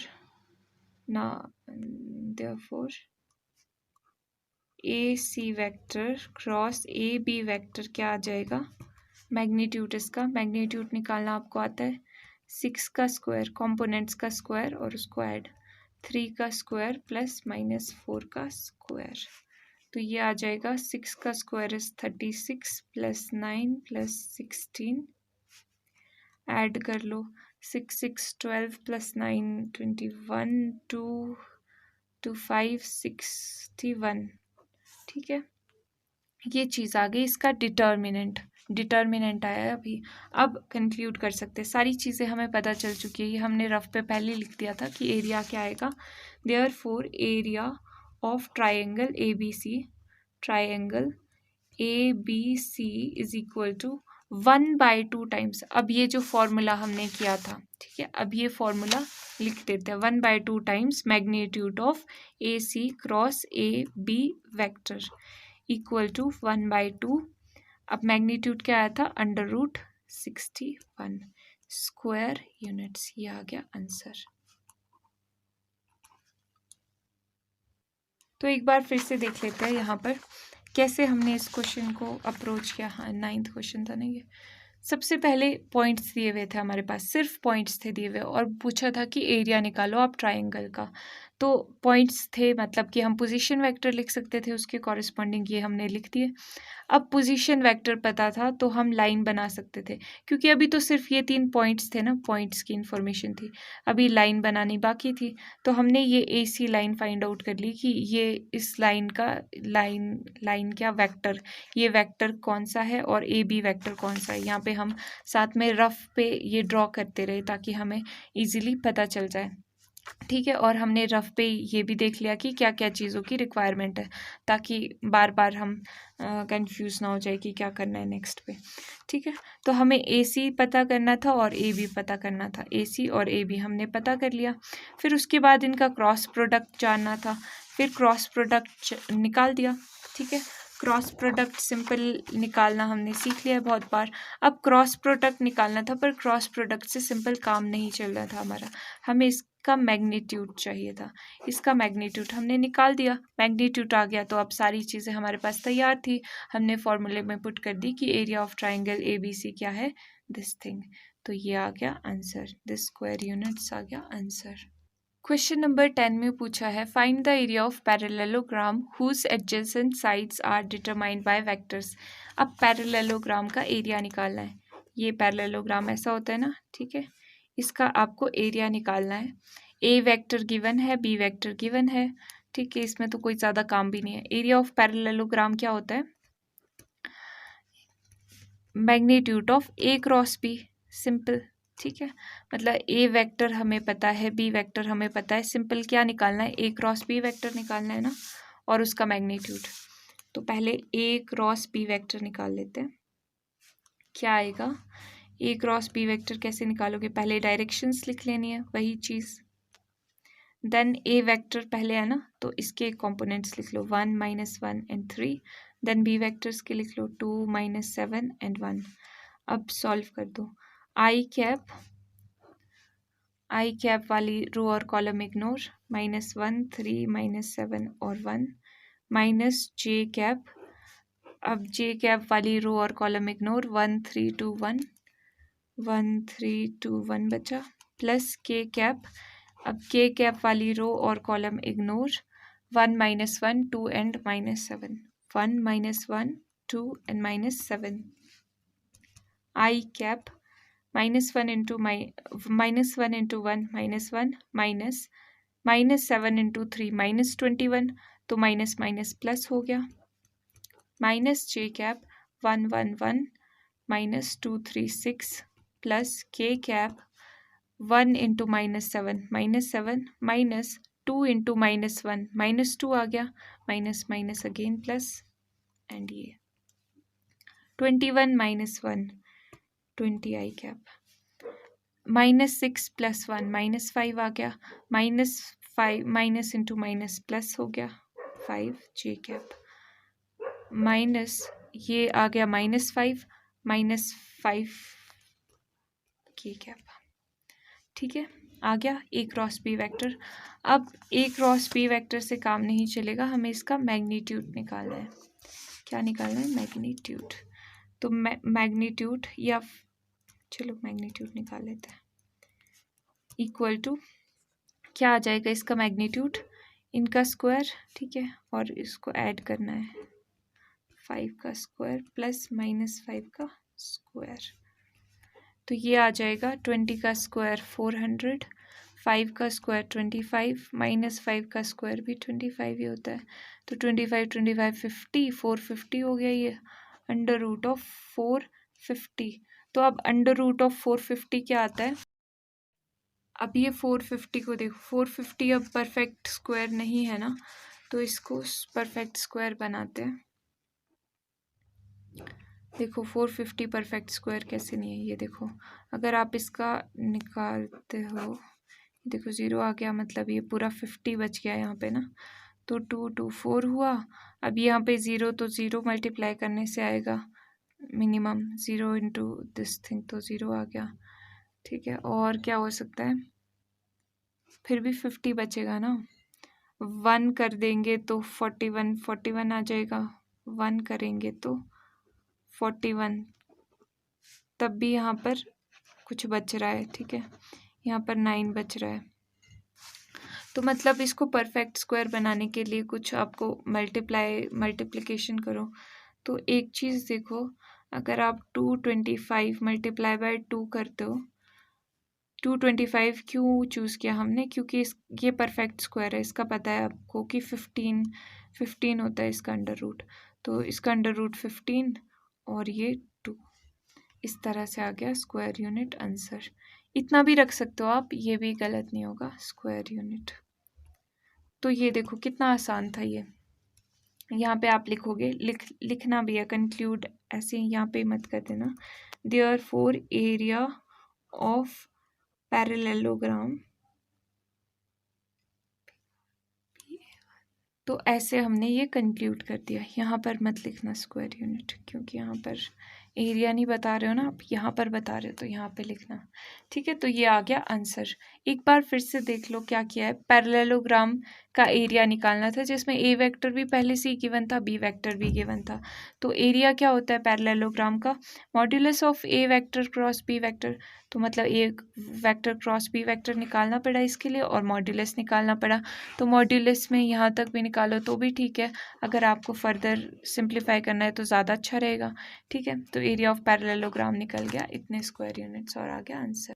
क्वेश्चन नंबर 11 में पूछा है, let vector A vector and B vector B such that, A vector का मैग्नीट्यूड दिया हुआ है, बी वेक्टर का मैग्नीट्यूड दिया हुआ है, और क्या बताया हुआ है कि A vector cross B vector जो आएगा वो यूनिट वेक्टर होगा। ठीक है, if the angle between A B is, ये यूनिट वेक्टर होगा, कब होगा, अगर इसके बीच का कितना एंगल होगा। ठीक है, एंगल निकालना है, मतलब सिंपल सी बात। ठीक है, अब देखो एक वेक्टर क्रॉस बी वेक्टर क्या होता है, A B sine theta N cap. ठीक है, तो यहाँ पे यूनिट वेक्टर है ये, मतलब ये जो रिजल्टेंट वेक्टर आया है वो यूनिट वेक्टर है, मतलब कि इसका जो मैग्नीट्यूड है वो 1 के इक्वल है। मतलब ए का मैग्नीट्यूड, बी का मैग्नीट्यूड, साइन थीटा, ये चीज़ 1 के इक्वल है, सिंपल सी बात। ठीक है, ये मैग्नीट्यूड आप ऐसे भी डिनोट कर सकते हो। तो ए वेक्टर का मैग्नीट्यूड गिवन है यहाँ पे 3, और बी का भी गिवन है 2/3, साइन थीटा इक्वल टू 1। ठीक है, यानी ये चीज़ हटा दोगे तो under root 2 sine theta equal to 1 आ जाएगा, साइन थीटा आ जाएगा 1/√2, तो थीटा आ जाएगा साइन इनवर्स 1/2√2, साइन दूसरी तरफ चला गया ना, इनवर्स हो गया। ठीक है, तो साइन इनवर्स 1/2, या फिर आप ऐसे बोल सकते हो दोनों साइड को साइन इनवर्स से मल्टीप्लाई कर दिया, जैसे भी आप समझते हो। तो साइन की वैल्यू 1/√2 कब होती है, 1/√2 कब होती है साइन की वैल्यू, π/4 पर, तो π/4 आ गया आंसर, यानी कि बी ऑप्शन में है ना ये, π/4, तो बी इज करेक्ट। अच्छा, अब आपके मन में ये भी सवाल होगा कि ये एन कैप कहाँ गया। इस एन कैप का ये हुआ कि एन कैप तो यूनिट वेक्टर है, इसका मैग्नीट्यूड तो ऑलरेडी 1 होता है। ठीक है, और वैसे भी ये डायरेक्शन तो वही दिखा रहा है ना। चलो आप ऐसे ही समझ लो अभी के लिए कि एन कैप जो है यूनिट वेक्टर ही है ना, ये यूनिट वेक्टर मतलब मैग्नीट्यूड 1। ओके, तो अब ये चीज़ हो गई। नेक्स्ट क्वेश्चन नंबर 12 में पूछा है, area of rectangle having A B C and D with position vectors this, एक रेक्टेंगल है। ठीक है, A B C and D, तो इसके पोजीशन वेक्टर्स दिए हुए हैं। ठीक है, ज़्यादा काम नहीं करना है, मतलब रिस्पेक्टिवली इज। अब इसका एरिया क्या निकलेगा, अब ये पैरेललोग्राम वाला जैसा केस है, ठीक है, दो साइड्स पैरेलल है, ये दोनों साइड्स भी पैरेलल है, पैरेललोग्राम वाला सिस्टम है, तो पैरेललोग्राम का एरिया क्या निकलता है, अगर ये ए वेक्टर है, ये बी वेक्टर है, तो A vector cross B vector का मैग्नीट्यूड, ठीक है। मतलब ये हमें फाइंड आउट करना पड़ेगा, A B vector find out करना पड़ेगा और ये A D vector find out करना पड़ेगा और इसका लेना पड़ेगा फिर क्रॉस प्रोडक्ट। इतना सा काम है, ठीक है।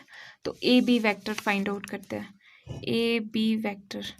अब ए वेक्टर ये दिया हुआ है, बी वेक्टर ये दिया हुआ है, तो अब यहाँ पर डायरेक्टली कर लेते हैं, आपने इसको डिटेल में करते रहना।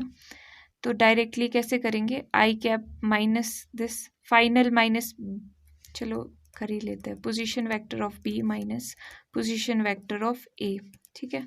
बी का पोजीशन वेक्टर ये है माइनस ए का ये है, तो ये आ जाएगा 1 minus 1 and 1/2 minus 1/2, 1/2 minus 1/2 J cap and 4 minus 4 के कैप। ये मैंने सेम ही तो नहीं लिख दिया, नहीं, 4 माइनस 4 के cap, okay. This minus this होगा ना, तो दिस माइनस ये ऑलरेडी है तो यहाँ पे प्लस का हो जाएगा।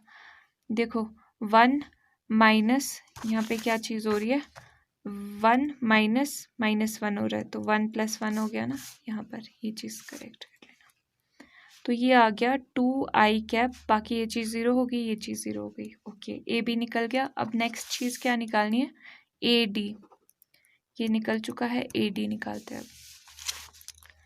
ए D vector position vector of final minus initial ना, D minus position vector of A, तो पोजीशन वेक्टर ऑफ डी क्या है, ये है, तो -1 माइनस ऑफ दिस मतलब प्लस हो गया ये अगेन, प्लस -1/2 -1/2 जे कैप प्लस 4 माइनस 4 के कैप।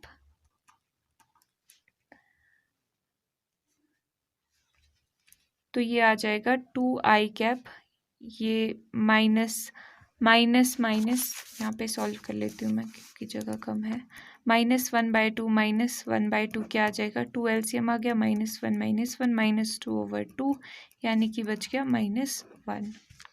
तो ये आ गया -1, 1 लिखो ना लिखो एक ही बात है, जे कैप, और ये तो 0 है, ठीक है, आ गया। ये दो चीज़ें आ गई, अगर हमने कुछ गलत नहीं किया है तो। यहाँ पर -1 था यार, ये इसमें क्यों गलत कर रहे हैं हम, यहाँ पे -1 था, यहाँ पे भी -1 था, तो -1 + 1 ये ऐसे हो गया, ये 0 आ जाएगा, यानी कि -j कैप आ जाएगा। आई थिंक थक गए इतने क्वेश्चन करते करते। देयरफॉर एरिया क्या आ जाएगा, area of parallelogram, PARALL, rectangle पूछा है, rectangle equal to magnitude of AB cross AD। तो AB क्या है, AB वेक्टर है ये 2i cap and cross -j cap. अब यहाँ पे डायरेक्टली ऐसे ही भी सॉल्व कर सकते हैं, ये देखो 2 × -1 -2 हो गया, और i cap cross j cap क्या हुआ, i cap cross j cap ऐसे हो गया ना, तो -2 i cap cross j cap क्या होता है, k कैप के इक्वल होता है। इसका मैग्नीट्यूड क्या होगा, -2 का स्क्वायर, स्क्वायर से स्क्वायर, ठीक है, यानी कि ये आ गया 4 का अंडर रूट हुआ 2, ठीक है। तो एरिया आ गया 2 स्क्वायर यूनिट। 2 कहाँ पे है आंसर, 2 सी में, तो सी आ गया करेक्ट आंसर। तो होपफुली आपको ये वीडियो अच्छी लगी होगी, समझ आए होंगे सारे कॉन्सेप्ट्स। तो वीडियो को लाइक ज़रूर करना, अपने दोस्तों के साथ शेयर भी करना, सब्सक्राइब भी करना।